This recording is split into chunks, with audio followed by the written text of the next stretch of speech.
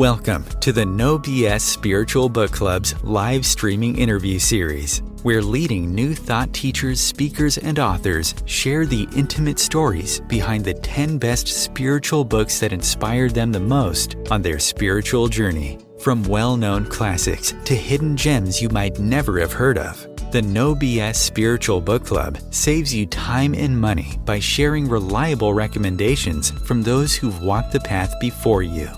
The No BS Spiritual Book Club, the only No BS guide to the best spiritual books to inspire your own journey of self-discovery. Here's your host, founder of the No BS Spiritual Book Club, Sandie Sedgbeer. Hello and welcome.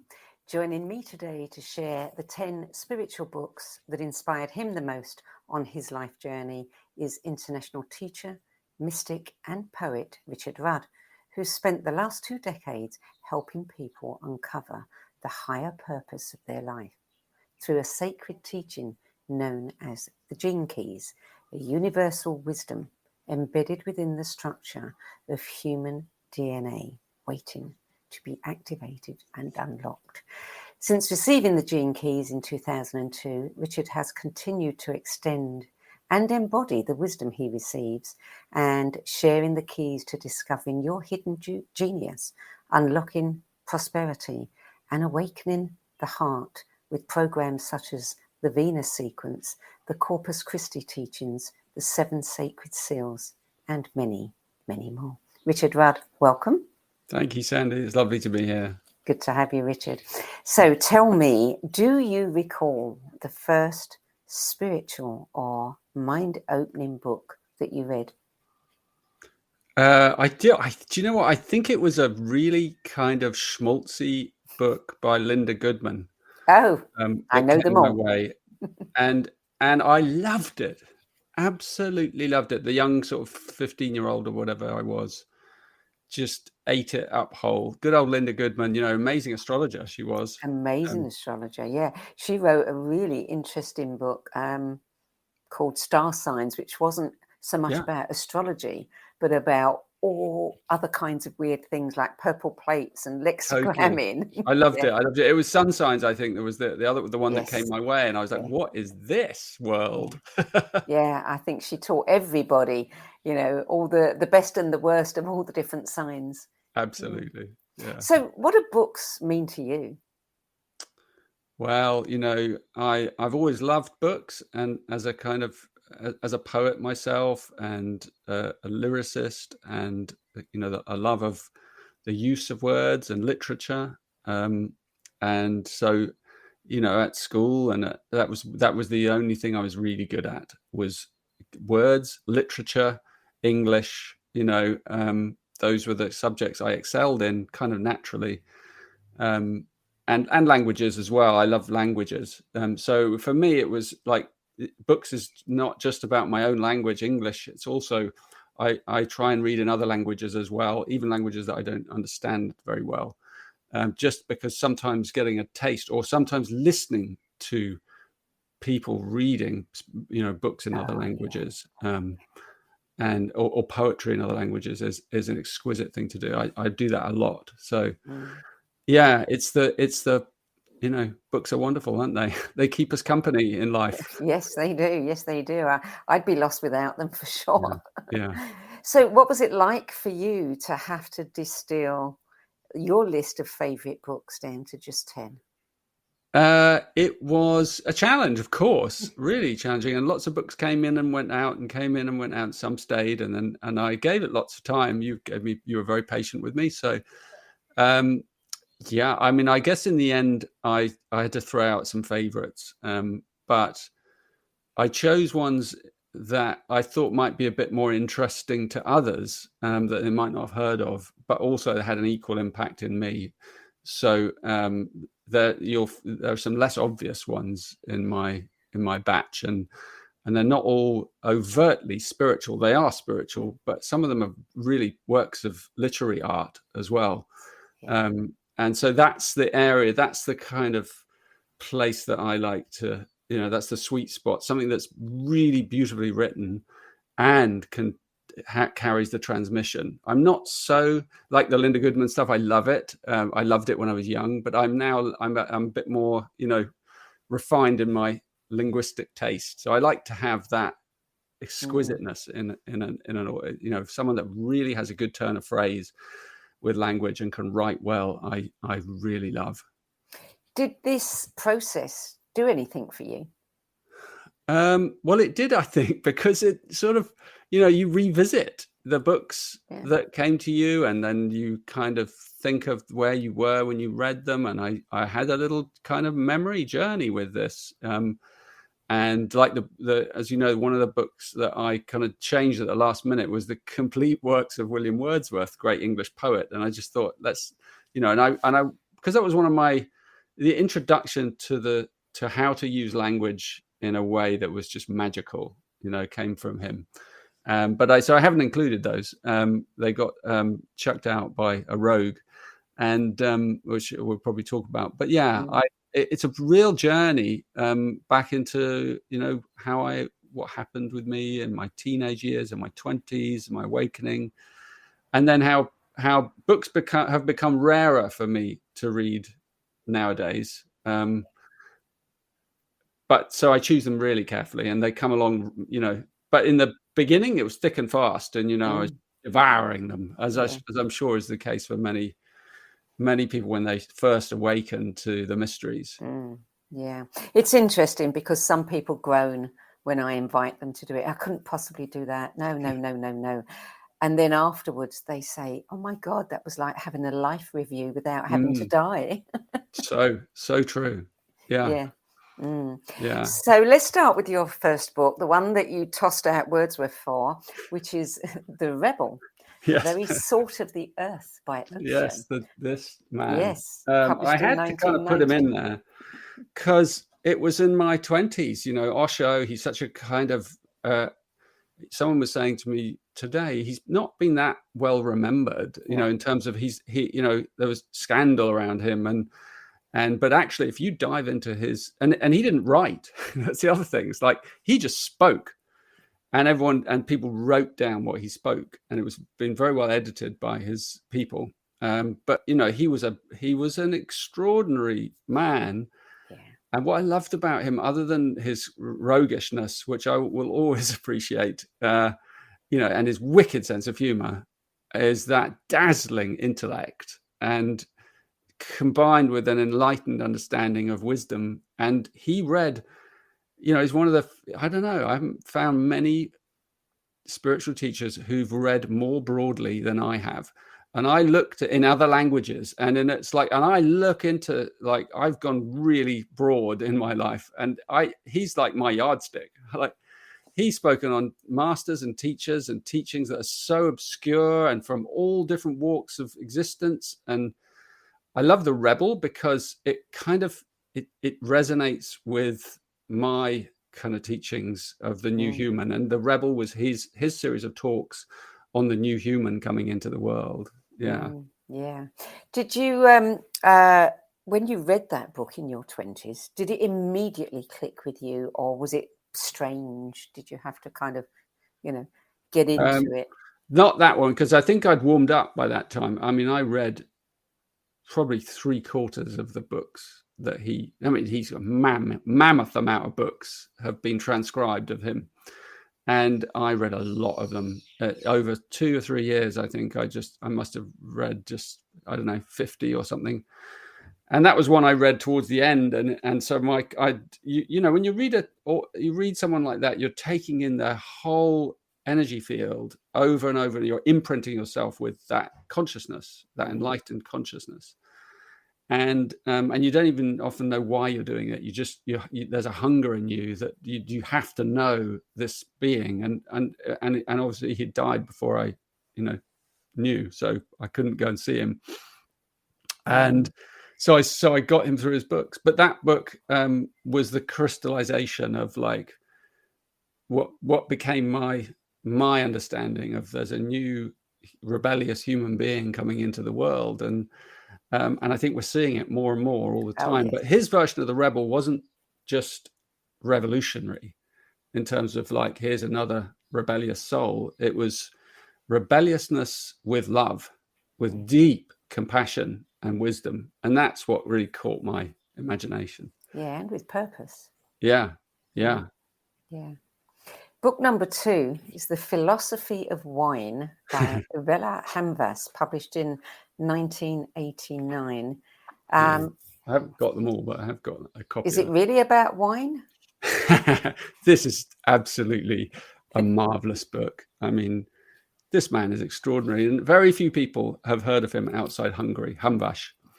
And I sort of feel almost like I discovered him or rediscovered him, and I've been talking about him to lots of people. And most of his work hasn't been translated into English. I'm actually having some of it translated privately so that I can read it. But this book, The Philosophy of Wine, it's really an essay, a long essay of like 80 pages. But it kind of goes well out of the Rebel, because he was this genius Hungarian kind of national treasure. He's Hungary's Shakespeare, right? So if you go to Hungary, everyone knows him, right? But it's such a tricky language.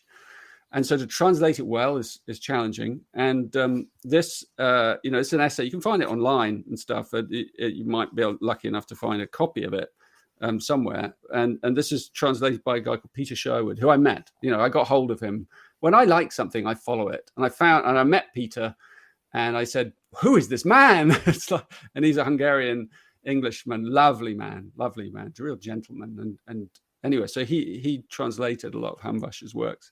But this book he uses wine as a symbol, but he also is a lover of wine. And so it's kind of really profound. You've never come across anyone that goes so deeply into the poetics of the mouth and the sensuality of the mouth. And he calls them mouth harmonies. I mean, you've never read anything like this anywhere else, I guarantee it. It's extraordinary. It's sensual. It's kind of, the prose is beautiful. It kind of lures you in. The final words in the book are, just sum it up, there's this kind of one liner he uses. It's drink and the wine will take care of the rest. And it just sums up his whole philosophy. It's like, you can't write books about this stuff. You just have to do it. So for him, it's a spiritual experience.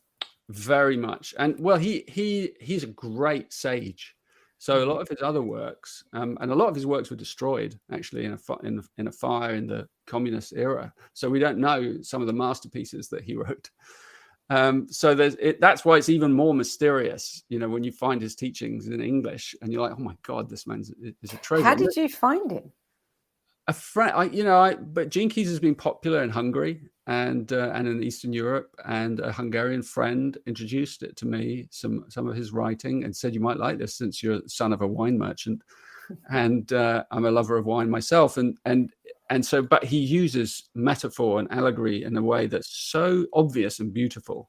Like there's a book he's done on trees, and he uses the tree as a symbol also, but he goes, so it's exquisite stuff, and they're short as well. And this book on wine, there's a middle part where he goes into all the wines of Hungary, and it's kind of wild, and you had no idea that Hungary had such incredible wines and different variety. And he talks about how, he's basically taken the senses and he's taken them to the very, very highest pitch, that they can possibly go to, and to the intoxication level.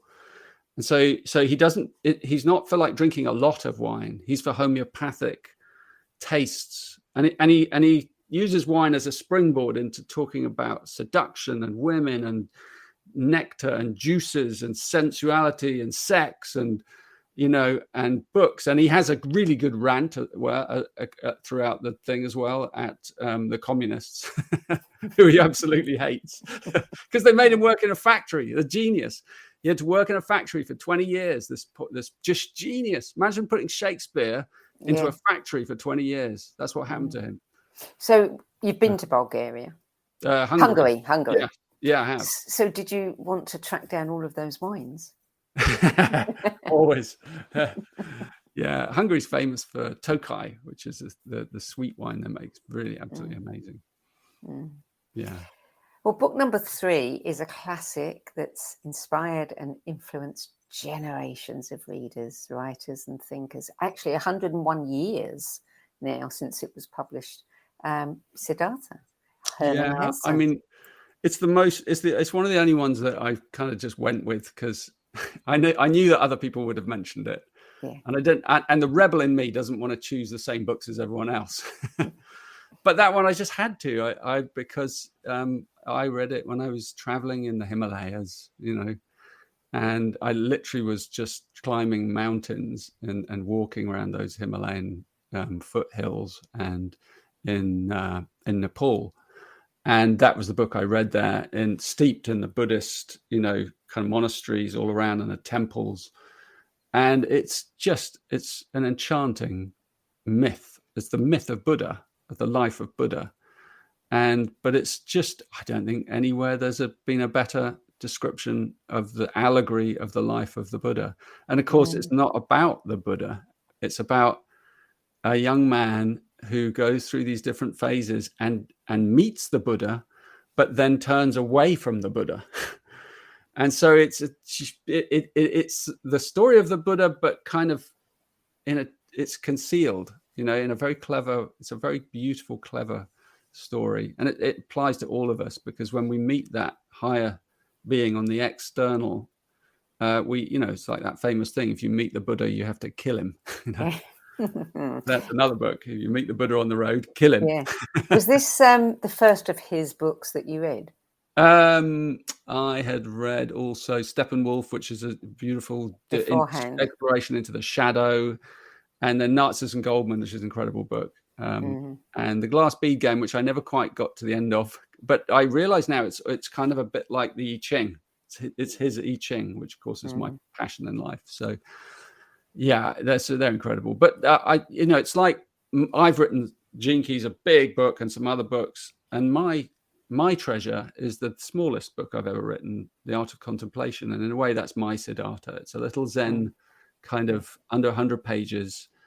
And I think if you can get a wisdom distilled to that length, that's why it endures. Yeah. That's why so many people would choose it, because it's an eternal fable. That's why the 4 Agreements is so popular and powerful. Yeah. 4 lines. Yeah. So what were you doing in Nepal? Oh, I was on a seeking journey, of course. I have to go to the Himalayas and meet the Himalayan yogis. And did you find what you were looking for? Well, I read that book. It stayed with me as I traveled throughout those mountains, and just being there in that country and in India, because I traveled that was why I went to India and in the Himalayas. And it was a time of me, I found more than I bargained for. I found memories, soul memories for me, places that I'd been in past existences, and resonances that were so powerful in my body that I just, sometimes I couldn't contain the memory. It's like, it was so powerful when you go to places that you've been, you've been, and cultures that you've recognize. And it's an extraordinary time. Oh, that really was the best book then for that time and that place. Totally. Yeah. Book number 4 is an underground classic that is said to stand beside the Seth books as a delightful and invaluable guide to our inner spirit and our outer world. This is one I've never heard of.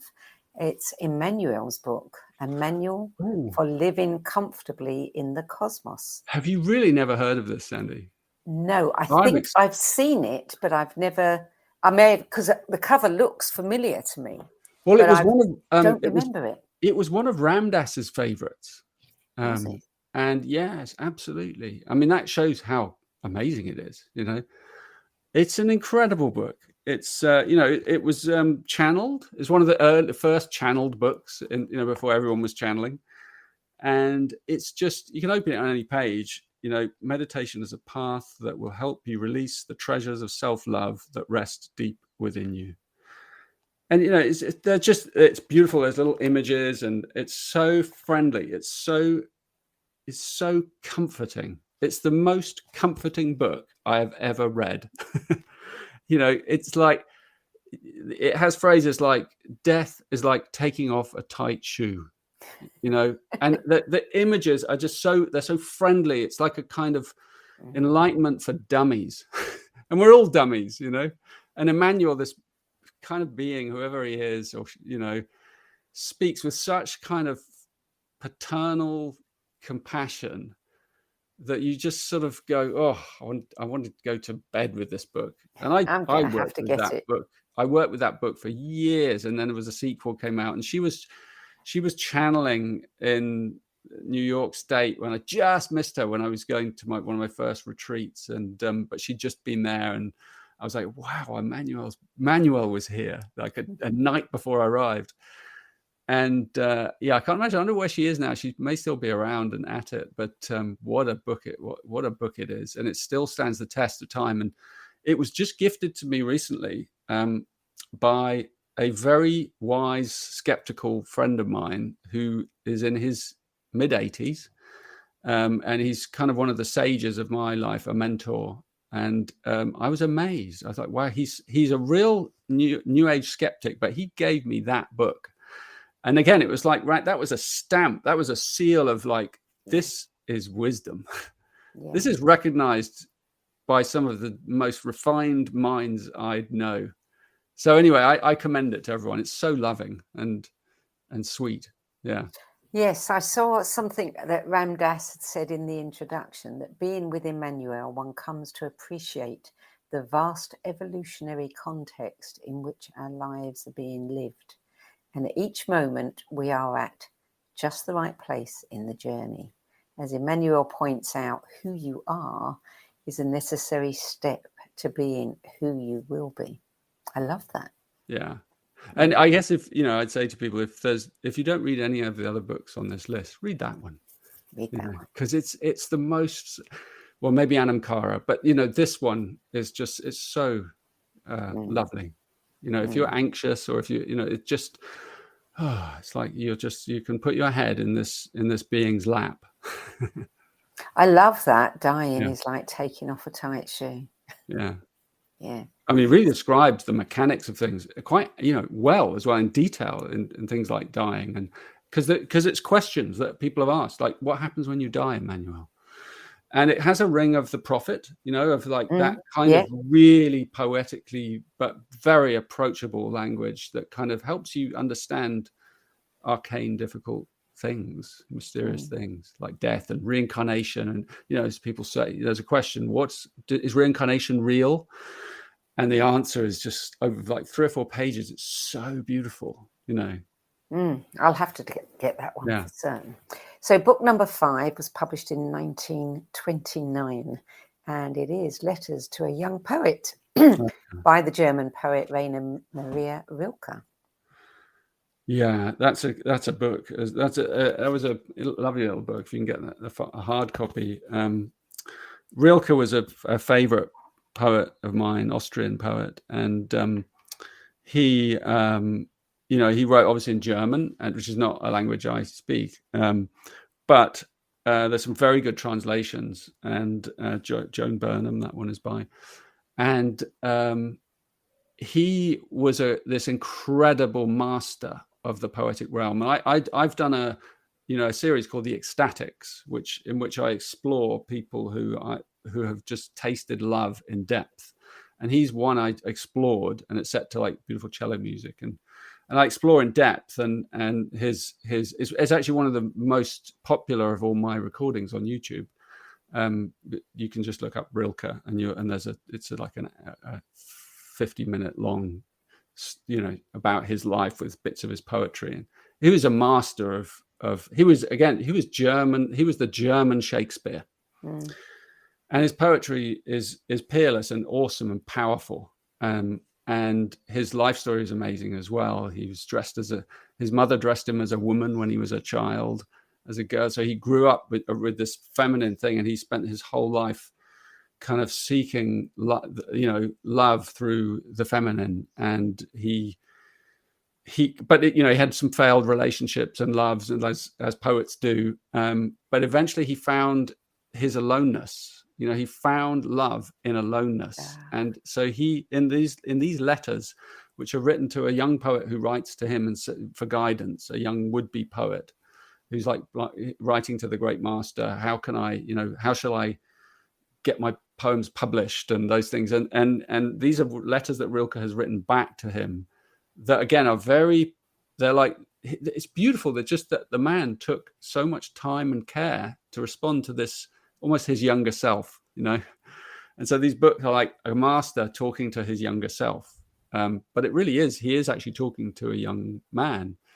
And so you get the sage talking to the young man, and it's a beautiful kind of thing. You know, the advice he gives, like some of the words he'll say is about aloneness. He'll say, you know, to walk inside yourself for hours and not meet a soul, you know, to sing out with your aloneness. And his poetry sings out with that kind of beauty, but it's not stark, it's rich and filled with, you know, he lived in an extraordinary turning period time that, you know, with the at the end of the First World War, and you know, this incredibly revolutionary time, similar time to Hermann Hesse, but you know, really, really beautiful poetry. And I really recommend, like, he talks a lot about patience, you know, like that's his advice. And it's, again, resonates for me. It's one of my central teachings. Patience is how important patience is in the creative process and in your life as a whole, you know, because there's an older man talking to a younger man saying, if I knew what I know now, this is what I'd say to my younger self. And so they're beautiful, they're short. I've chosen books that are pretty short and easy to access. So I really recommend it. Good. We're going to take a short break now. You're listening to the No BS Spiritual Book Club's face-to-face with weekly interview series, and sharing his 10 best spiritual books with us this week is international teacher, mystic, poet, and founder of the Gene Keys, Richard Rudd. We'll be back with more of Richard Rudd's 10 best list after this short break.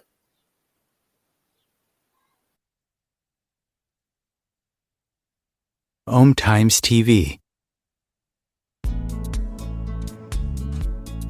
Maya Angelou once said that there is no greater agony than bearing an untold story inside you. I'm Sandie Sedgbeer, and when I'm not hosting OMTimes Media's flagship radio show What Is Going On and the No BS Spiritual Book Club, I help people share their untold stories. Books are my life, my joy and my passion, and there is no greater reward than helping aspiring writers get their books out of their heads and into the hands of those who are waiting to read them. If you feel that you have a book in you but don't know where to begin, visit Sedgbeer.com. Click on the Work With Me tab and find out how my experience helping others tell their stories might be just what you've been looking for. That's Sedgbeer.com, SEDGBEER.com.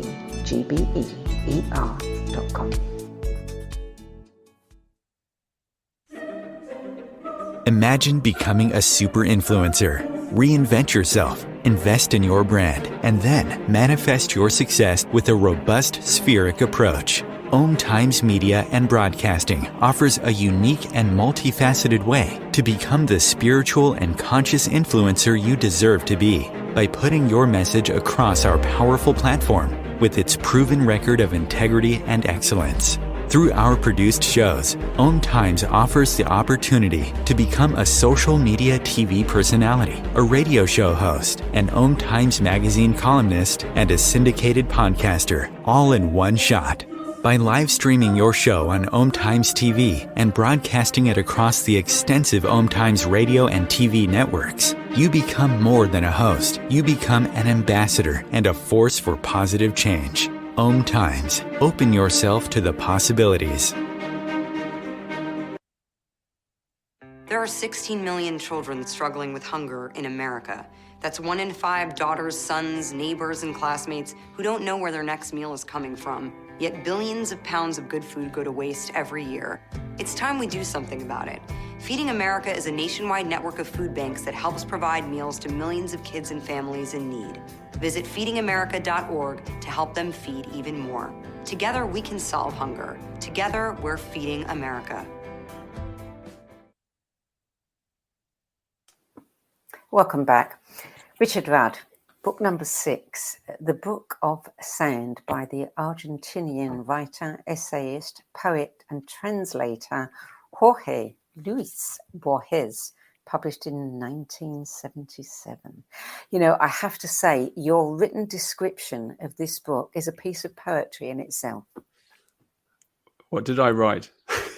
You said, these exquisite short stories from the master of magical reality sparkle like gems as we read them, mysterious quantum shards of truth that loop and curl through our cranium, short-circuiting the brain in wonderful ways. That's beautiful. Yeah, thank you. Well, hopefully Borges would appreciate it.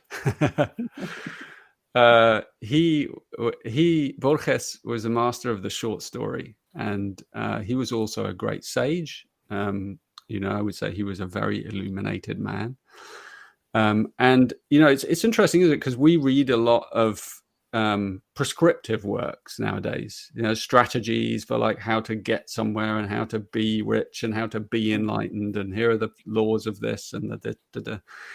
And a lot of the books I've chosen are not like that. They're right brain. And so Borges used the right brain to open up our minds and our hearts. And he's been called the father of magical realism in a way, which is, you know, what I've just described, like taking little shards of truth and then kind of creating a little story out of them that is paradoxical, like a Zen koan, but, you know, blows your mind.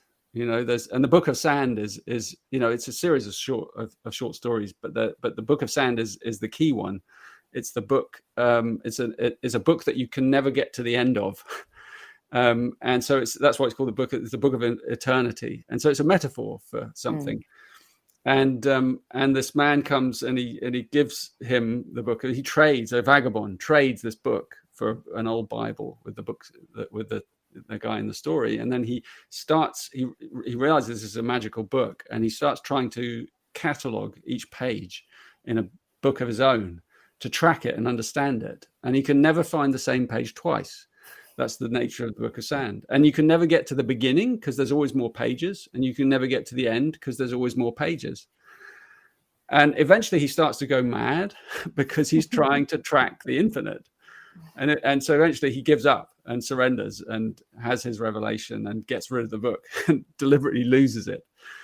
But, you know, so it's a spoiler, but you won't, the way it's written is beautiful, and the descriptions. And it's funny because in my dreams at times, I've seen this book at night. I've dreamed of it, and I've opened it, and I've seen mysterious languages from other dimensions and images of the universal truths, and, you know, fractal patterns of future humans, and you know, not kind of that, but the matrices of how the universe all works in images, you know, and descriptions and lines and all of that.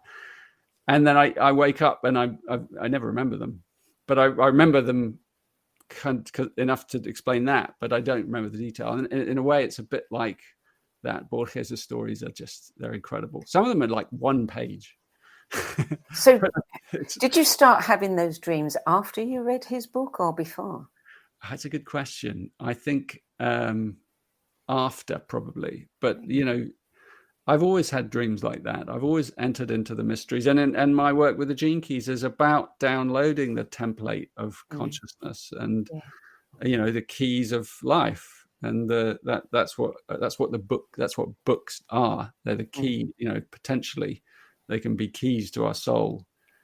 Borges knows that, and he uses his skill to kind of unlock doors in interdimensional thinking. It's incredible. It'll never date.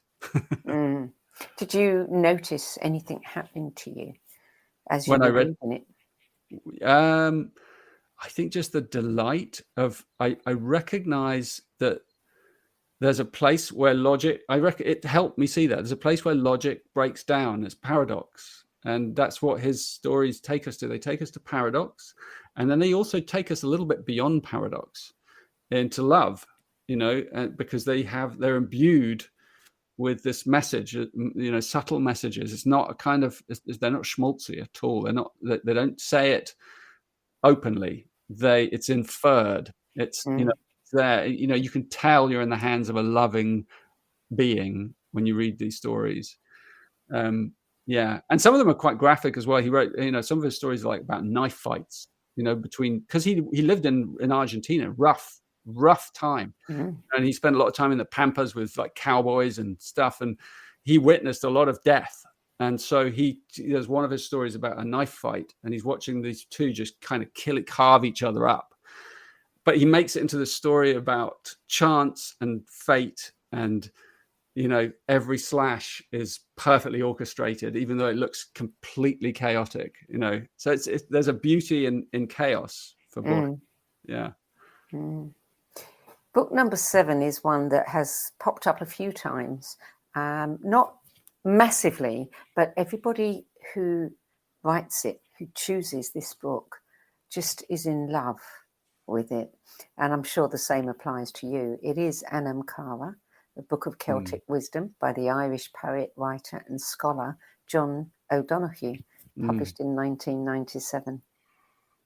Yeah, it'd be a tough, if someone asked me who would you most like to have for dinner, it'd be a tough decision between John O'Donoghue and Hamvash Bella, these two. Have them both. Exactly. Don't limit yourself. I'd have them both. That would be, yeah, you're right. You need someone to bring the wine. Exactly. And John O'Donoghue would love it. I guess, I'm an old Celt, and so I had to get a Celtic one in there. And my inspiration comes from, a lot of it comes from the Celtic myths and mysteries. And John was from Ireland. He died quite young, really sad, 50 something, unexpectedly. He was a very healthy man as well, just went. And he's obviously a Christian, but a Celtic Christian, and he was very widely read. So he wasn't only a Christian; he was a Buddhist, and he'd spoken to lots of interesting philosophers in his life. And it's his turn of phrase. Anam Cara means the spiritual friend. It's about friendship, and so that's a book. A bit like most of the books I've chosen, you open it on any page, and it's comforting. I have it next to me often when I drink my tea in the mornings before dawn. I have that book, and I'll often turn to it. And it's often the only book I have, and I would turn to it, and I'll open it up, and I'll read one sentence, and that is always enough. One sentence just sets me into a kind of because sometimes his turn of phrase is so exquisite, but his insights are extraordinary. So I would say that's another book. If you're going to read any books, if you haven't already read that, you must read that before you die.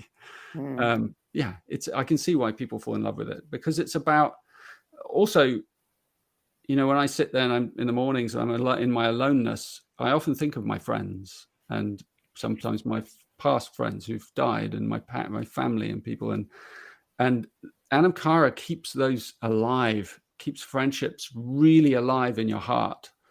And so it's great kind of solace for the dying, and for people who are losing people, and people who are deep in suffering. That is the book. If you know someone in suffering, that's an amazing gift to give them that book. I don't know anyone that book wouldn't open. Yeah. It's amazing what I learn about people when they talk about their books, and the choice of their books. You learn far more than you can in your average interview. Yeah, it's true. And, what is coming across over and over again is how not only the poetry of you are a poet, but the poetry of your soul, what attracts you, but also you love the sages. Yes. You love the sages. I do.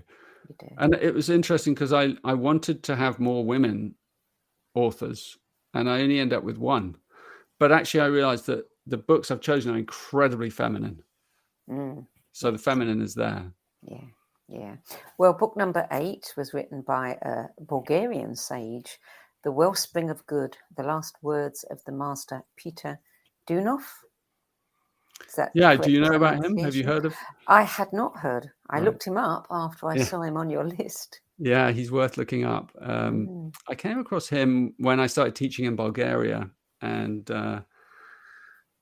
you know, talk about a sage, a living sage. I mean, he died in 1944, and he sets the bar incredibly high for in terms of his behavior, his exemplary behavior, and he looks the part as well. Big white beard, white hair, and an incredibly wise, beautiful, peaceful man. And I have another book by his that was collected after he died, by one of his disciples, and it's a book of all the miracle stories that surround him.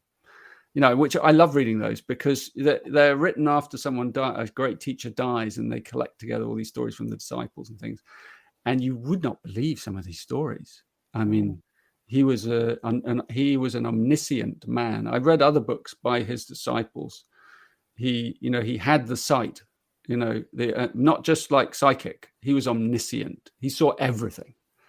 And so when you went to see him, he knew everything about you. Often the stories were, your brother you're worried about your brother because he's at the war. He's in the war. He's catching a fish, and he's going to bring it home to you, tomorrow at 4:00 or something. And you hear these like stories, and he knew everything. I mean, they went to him. I have to tell you this one story because it kind of circulates around him because it was very famous. He saved the lives of 40,000 Jews single-handedly, because they needed to know where the Tsar was. This was in Bulgaria. I think it was called. I don't know if it was the Bulgarian equivalent of the Tsar. It was their kind of royal family, and in order to have permission to evacuate these people, they had to have his permission in order to leave. And he was in hiding because this was in the Second World War beginning, in the middle, and so the Bulgaria was occupied by the Germans. And anyway, so someone said, why don't you go and ask the master? He knows everything, because they couldn't find this guy. And this guy came to the master, and the master said, we need to know where this man is. And the master closed his eyes, and then he opened them, and he said the name of an obscure village in the south of Bulgaria. And they hopped off and found him. And the guy said, how the hell did you find me? And the master found you, knew where you were. And anyway, so he gave his permission. Then 40,000 Jews were evacuated. The next day, the Nazis arrived and impounded. They were kind of rounding people up. So it was like that was a real story that's circulating, a lot since the war, and quite, a remarkable. So this book was his talks just in 1944 when the bombs were dropping on Sofia, and he went up into the hills to one of his disciples' houses, and he gave this series of talks about the future human and the coming of the future human and the next epoch, and it was the last. He died the following year, but these talks are just incredible. And he was a Christ, he talks about the Great White Brotherhood. He was one of those, representatives of the Great White Brotherhood, and so extraordinary, masculine, but kind of not masculine, just this male archetype of the sort of the Christ, energy. So quite a few videos of him on YouTube. Yeah, beautiful. And if you read the stuff, and he's famous for taking people up into the mountains in the summer and doing this dance called the Panurhythmy, which is, you can see the brotherhood and the sisterhood doing these dance. They all wear white, and they go up and they live in the high mountains. And I've been up there. I went up to that place. It's called Rila. It's the 7 sacred lakes up there, and his energy is there, and they revere him still. The brotherhood and the sisterhood are very much alive in Bulgaria. It's a really powerful group soul with a lot of wisdom in it. So yeah, beautiful people. Book number 9, The Mother, by Sri Aurobindo. Not sure of the publication date, as there are so many books that reference the mother. Yeah. So yeah, I had to pick one by Aurobindo because I love Sri Aurobindo, and so this was just like tiny little book. Look at that. It's like it's 40 pages. But it kind of encapsulates his philosophy. He was a great sage. Many people know his works and integral yoga, and an incredible being, beautiful. But this is his homage to the divine feminine and his understanding of, again, what's coming for humanity. This incarnation of the divine feminine that's arriving finally now and is bringing harmony with it. To lots of areas and of life. So this is a kind of, some of it's a little, it's rooted in some of the Indian, Vedic scriptures and stuff, which he was a great master. But it's really powerful. Just sometimes the very short, powerful text like this is a classic. It's really, it's esoteric, but it's powerful and practical, and it opens you up, opens up your heart, opens up your mind. It just, beautiful, simple, divine, never-ending, infinite wisdom. Book number 10, Ponder on This, from the writings of Alice Bailey and the Tibetan master Djwhal Khul. Yeah, lots of people will have heard of Alice Bailey, and this was one from my young years.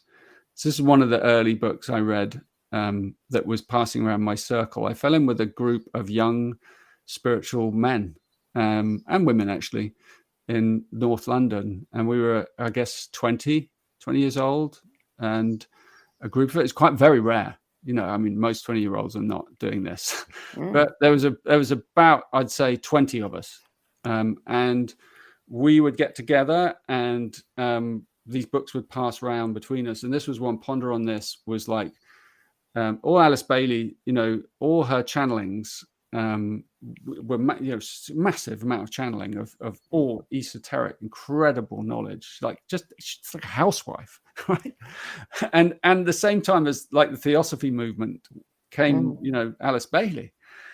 And she, all this incredible arcane knowledge and wisdom.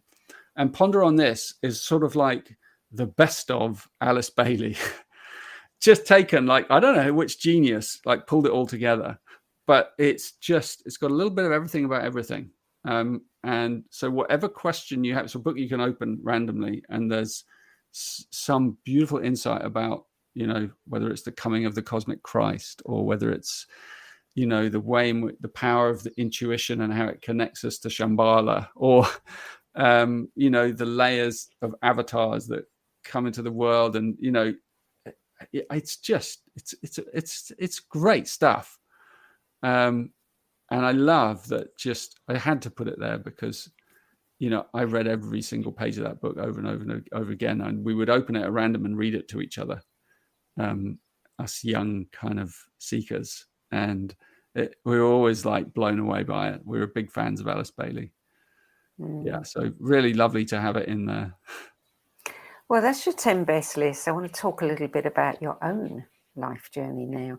I mean, I know North London pretty well.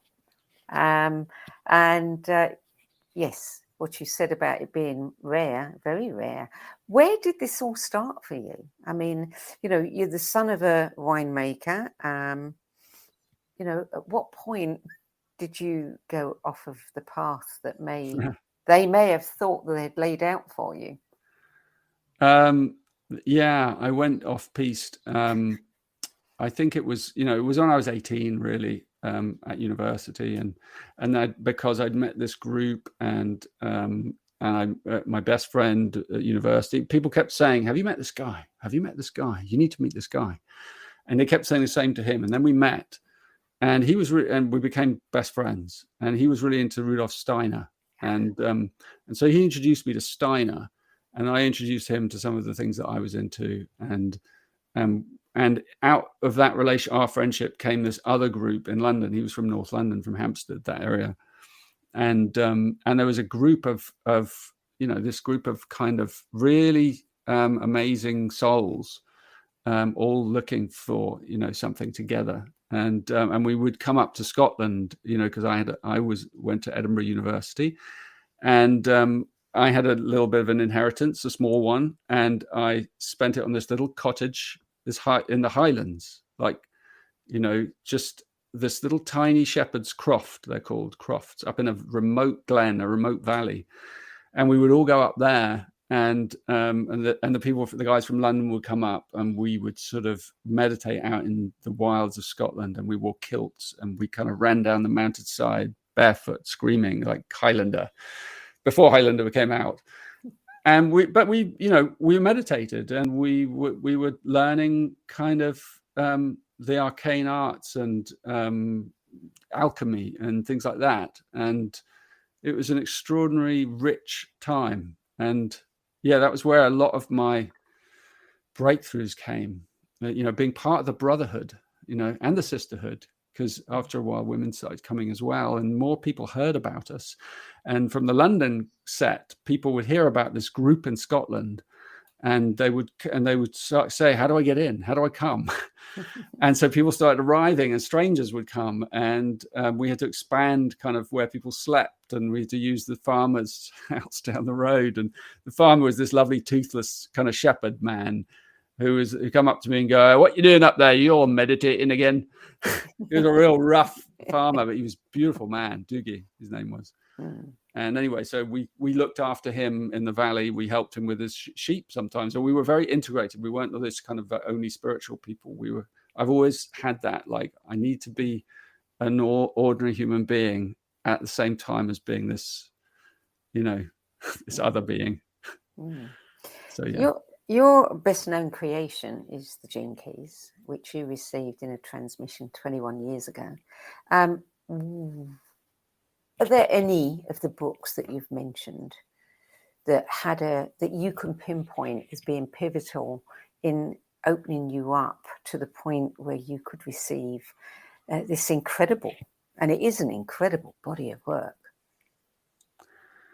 Yeah, I mean, I think it's like, it's almost like they chipped away at parts of my illusion.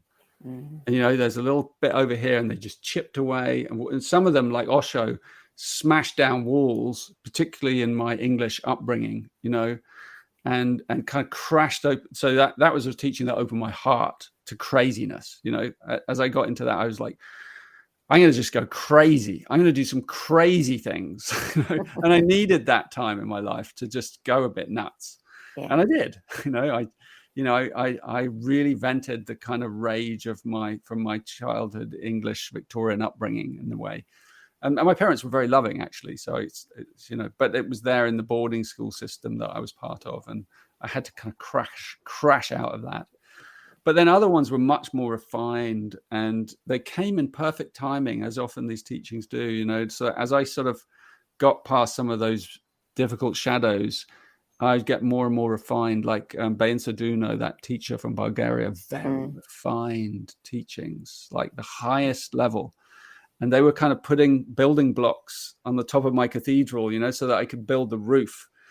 And so together, all these different codings helped me remember, why I was here. But I couldn't place any particular one of them any more than any other.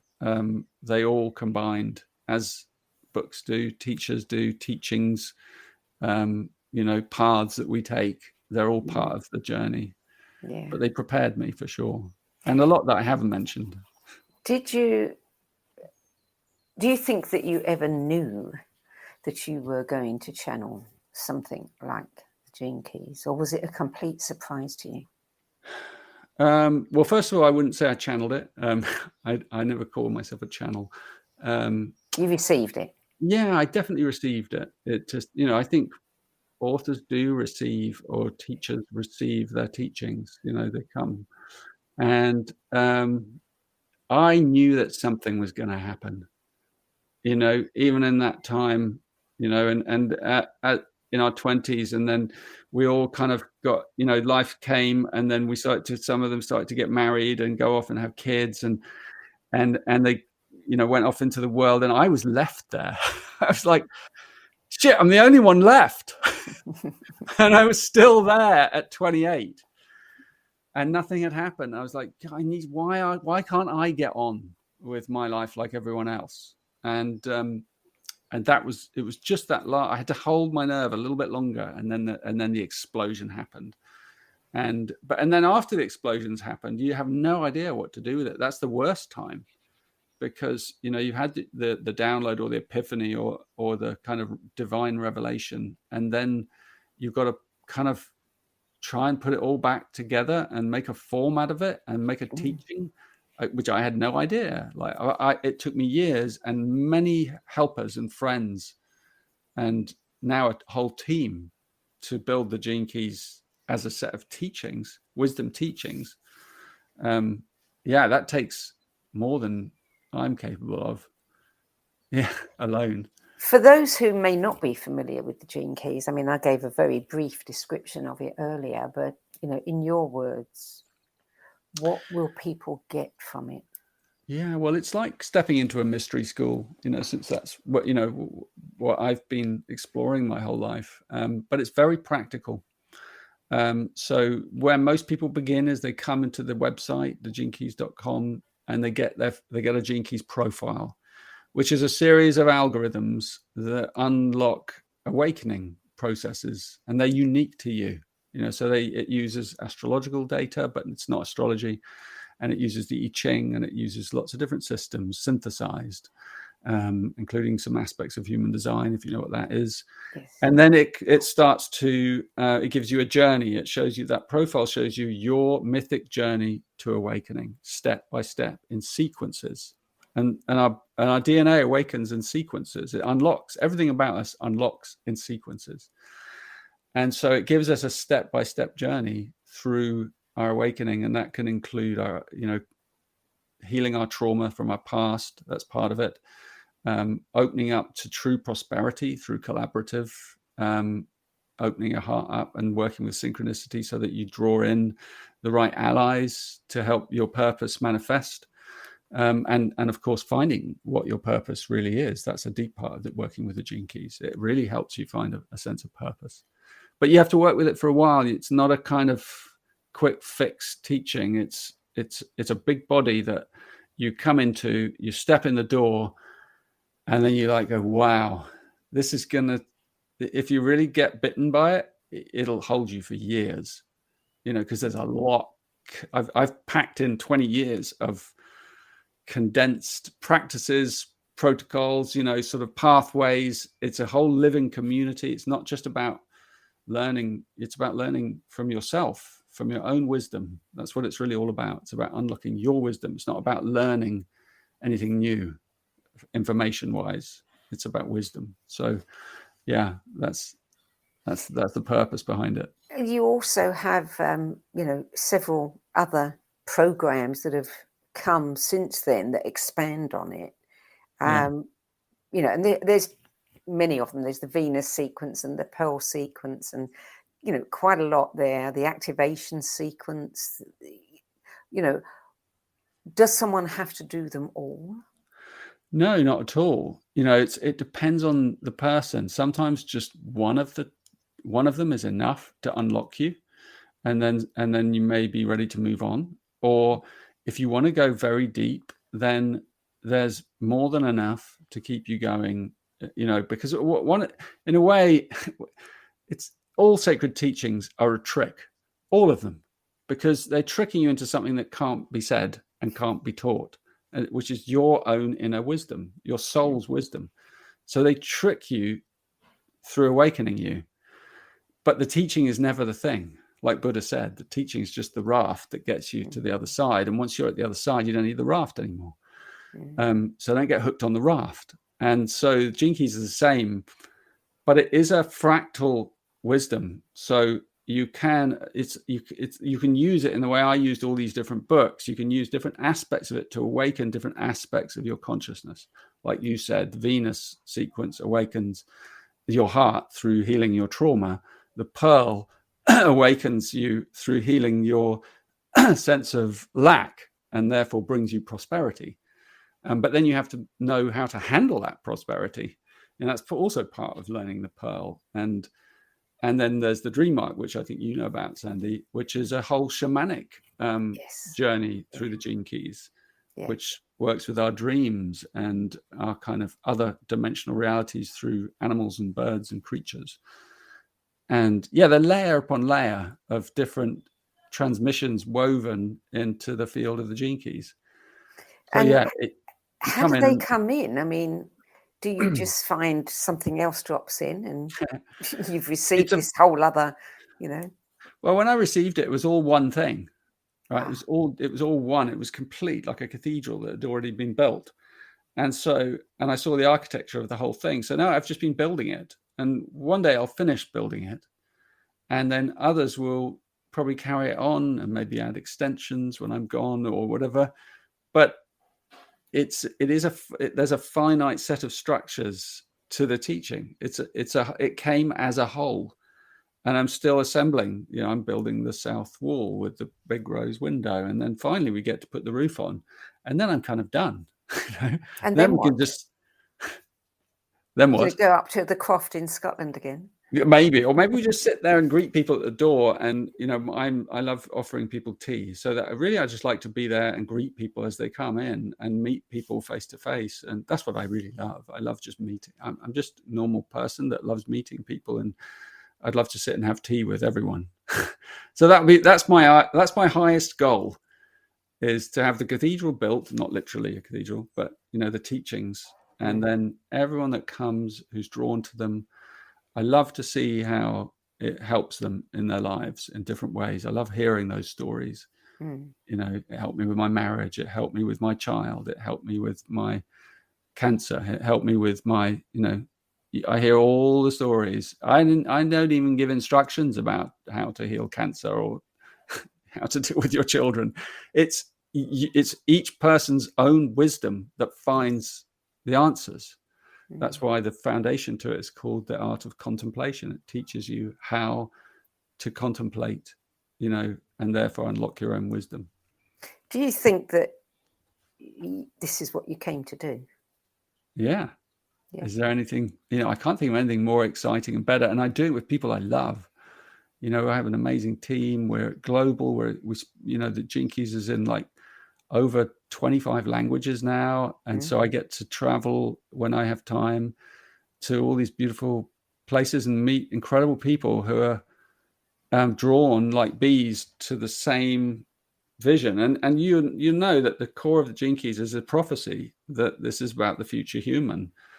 And so these are the teachings for helping us become the future human. They may not be the only teachings, but they're deliberately coded with that purpose, you know, to awaken that highest level, but integrated into society. That's really, really important. Not just some kind of wafty, fringe dwelling group of brotherhood sisters. This is like Hamvash Bella. This is like right in the heart of samsara, right in the heart of life. We have to be here in the body, deep embodiment. Yeah. You know, the Art of Contemplation book, you say that it's the central technique, you know, that underpins the Gene Keys teachings. You know, what's the difference for you between contemplation and meditation? Well, contemplation is a broader kind of term than meditation. It can include meditation. And in a way, it's, you know, I kind of joked recently, I said, it's like meditating with your eyes open. So we're contemplating now, you know, you know, you're receiving, I'm giving. It could, you know, we were sitting having a glass of wine, we would alternate that, you know, and contemplation can be done in so many different ways. It's about applying our longing for higher consciousness to, you know, our life. So it creates an internal focus, but it can include words and language. It doesn't have to negate those things. It can include silence. It can include formal meditation. It can include all kinds of yogic practices, and it can include anything. It's a very wide, broad path word. But essentially, there is a very simple essence to it, which I capture in that book, which is we need to learn to slow down and pause often in our lives, in our busy lives, because it's in those pauses that the future consciousness is growing inside us. So if we don't stop regularly and just look at what's around us, we can't evolve, because we're not allowing that future consciousness to bud and flower inside us. So we have to create spaces, and that's what the contemplative practices do. They create spaces. Yeah. I've got a lovely little app. I don't know if you've got it yet, Sandie. It's on the App Store. It's a free app. It's called the Triple Flame, and it's on so you can get it on your phone, and it helps you, reminds you to pause. You can set it how you want. Every 3 hours on the 3, 6, 9, 12, it invites you to pause for 3 minutes.